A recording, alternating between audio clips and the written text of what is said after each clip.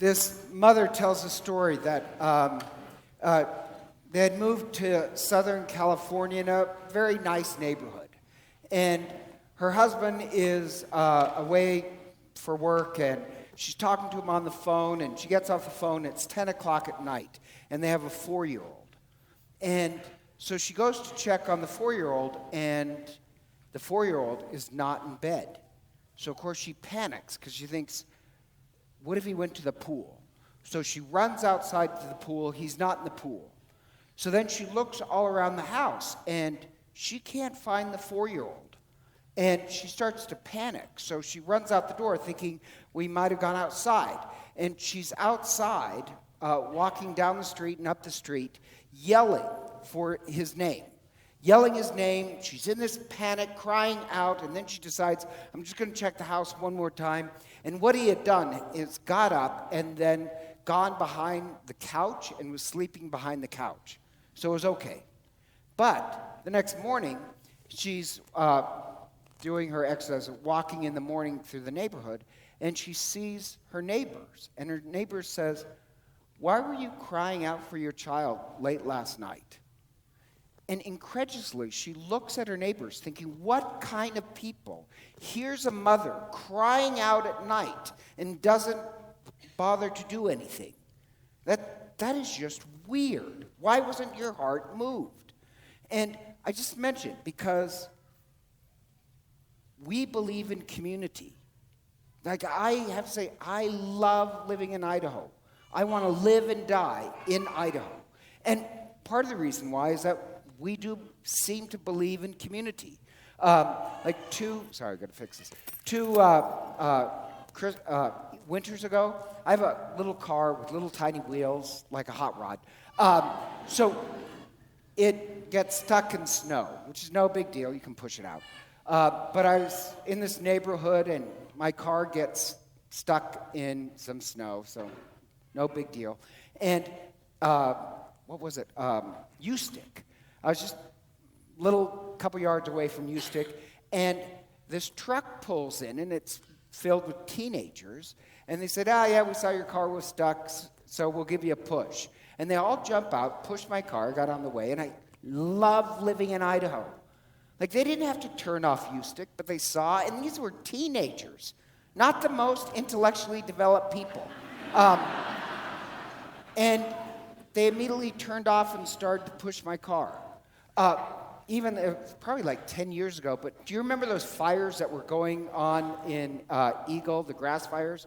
And several houses got burned.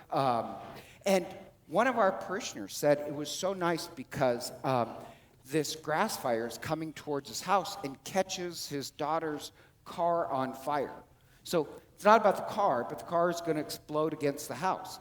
And he said, all of a sudden, my neighbor showed up who has a front-end loader and just dumped dirt right on the fire. I love living in Idaho. Even if I don't know your name, people have this sense of connection. And for me, I have to say, this really ticks me off. And I'm an introvert. I'm happy being alone. But I believe if you see somebody in the morning and you pass, you should say good morning. So it drives me up the wall when you say good morning to people, even if they're strangers. And it's one thing if they have earbuds in, can't hear. But if they hear you and see you and they keep walking, that really ticks me off. And I always think to myself, you shouldn't be living in Idaho if you're going to act like that. Like, if you can't say good morning, you shouldn't be living in this state. We're supposed to care for each other. And if you're wondering, what does this have to do with the rich man and Lazarus? Because of this reason. The parable of the rich man and Lazarus, it's not about money. It's not the fact that the rich man was rich, that he goes to hell. The problem is, he didn't care for community. True community means you show up if you see somebody in need. Not because you know them, but that's because that's who we are. Community means that you're enmeshed in these relationships where people care for each other. The rich man, he's not in hell because he's rich. He's in hell because the only one he was ever concerned about was himself. He had no love of community. Maybe his 5 brothers, but no love of community. And think about this. This would have been shocking. He doesn't commit any grave mortal sins. He doesn't commit adultery or steal or kill or play golf. None of those things. He just doesn't love humanity. He doesn't have a sense of community. That actually should shock you. And the really other shocking part is from hell, he can look into heaven where there's pure community and not get what it's about. He just will never get, he only can think of himself. And the parable, it's really just a masterpiece of storytelling. Because I'm going to break apart some Greek for you. So you know where it says the rich man was dressed in purple garments and fine linen? Well, the color purple, only the extremely wealthy could have purple. It was so rare. Only kings and incredibly wealthy people. And just now, I wasn't going to say this, but now I will. Like Jesus is kind of being funny because he wears purple garments, but you know when it says fine linen? The actual Greek word for that is underwear. Like he's so wealthy, he has purple underwear, which, would have made the people laugh. He's so wealthy, he has purple underwear. Well, Lazarus, there's always this contrast. So there's this great contrast. He's dressed in purple. Lazarus is dressed in purple too. But it's a purple that comes from ulcerated skin. The rich man, everybody would have known his name at his time if he's that wealthy. But Lazarus, nobody will have considered Lazarus. But here's a contrast. Then you find out in the afterlife, he's a nobody. As wealthy as he was, he's truly a nobody. Lazarus, everybody in heaven knew Lazarus' name. Lazarus is the real hero, not the one who thinks of themselves. And I love this, that like the fingers, there's this play on the fingers where the rich man, he would have ate sumptuously. So what he did was he ate sumptuously, and then like the grease and the gravy on your fingers, the wealthy had like this pita bread that you'd use as a napkin to sop up the grease. And then it says in the Greek, he threw it down. So you throw the pita bread down, and that's what the dogs would eat.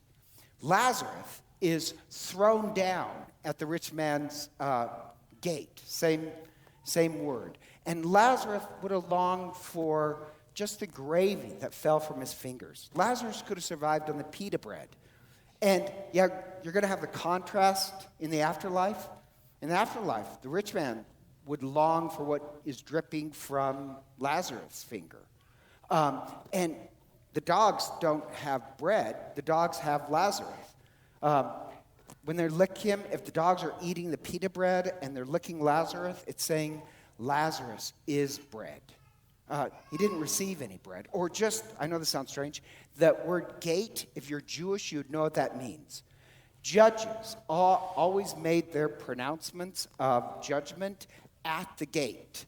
And at the rich man's gate is Lazarus, but no justice is coming. No mercy is coming for him. And outside the gate of heaven, once again, it's this contrast. Do you get it? Okay, only that guy there got it. Outside the gate of heaven is the rich man, except what he says to Father Abraham is, Kyrie eleison, Lord have mercy. The very same thing we say at Mass. At heaven's gate, he's begging for mercy, but he could never show anybody else mercy. So no justice will be coming. What goes around comes around.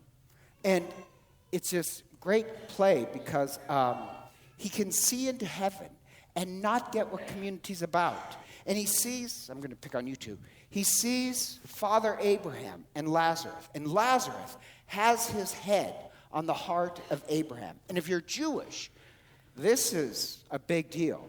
Father Abraham in the Old Testament is the height of holiness.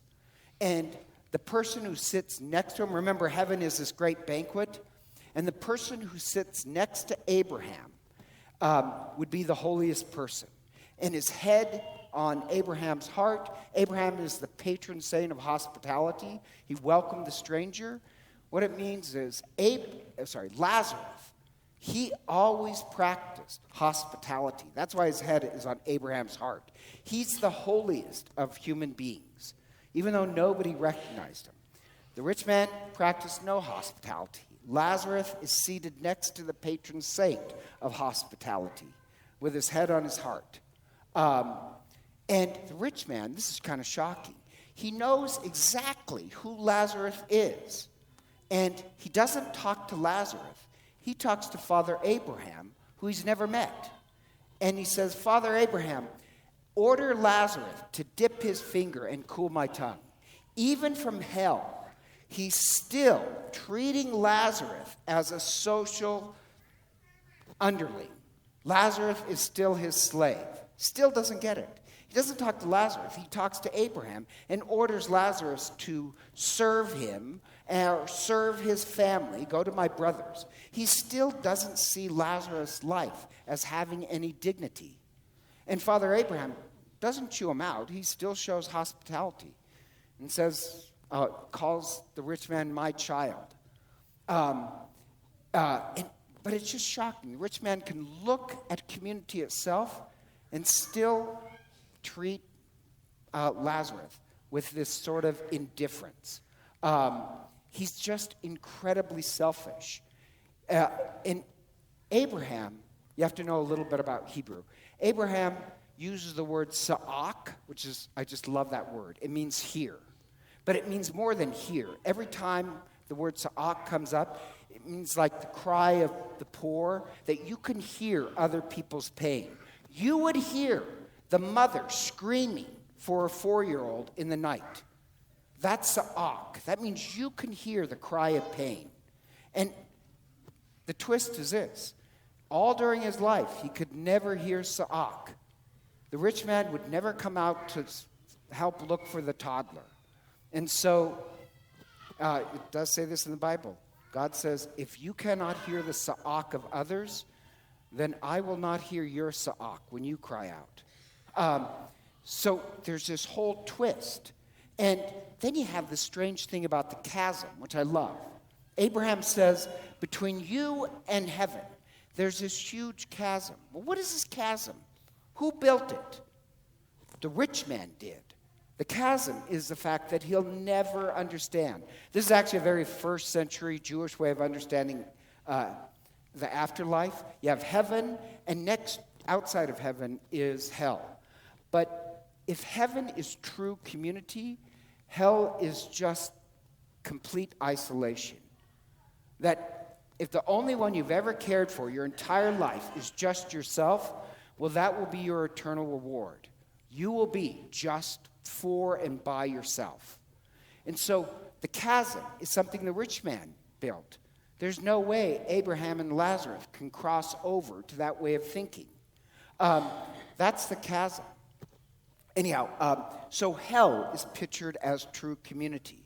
Hell is really, if only you care for yourself, that will be your reward. And so just on the parable of Lazarus and the rich man, it would have shocked people. Because the rich man didn't commit any mortal sins, but he never really cared for other people. So the point of the parable is this. Pray that you have this love of community. When somebody says good morning, say good morning back.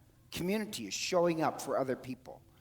If you hear somebody crying out in pain for their child, you get outside and help them.